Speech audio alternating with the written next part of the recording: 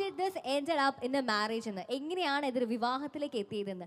So family members അപ്പം തന്നെ Prashant and ശ്രുതി രണ്ടുപേരും പറഞ്ഞു അത് നമ്മളല്ല പറയേണ്ടത് അച്ഛനും അമ്മയാണെന്ന്. സോ രണ്ട് അച്ഛനമ്മമാരും ചേർന്ന് അതിനൊരു ആൻസർ ഞങ്ങൾക്ക് കേട്ടാൽ കൊള്ളാമെന്ന് നല്ലൊരു ആഗ്രഹമുണ്ട്. സോ നമുക്ക് ആ ഒരു ആൻസർ കേൾക്കണ്ടേ? അച്ഛൻ്റെ അമ്മയുടെയും ഭാഗത്ത് നിന്നുള്ള അഭിപ്രായം കേൾക്കണമെന്നാണെങ്കിൽ നല്ലൊരു കൈയടി തരുമോ?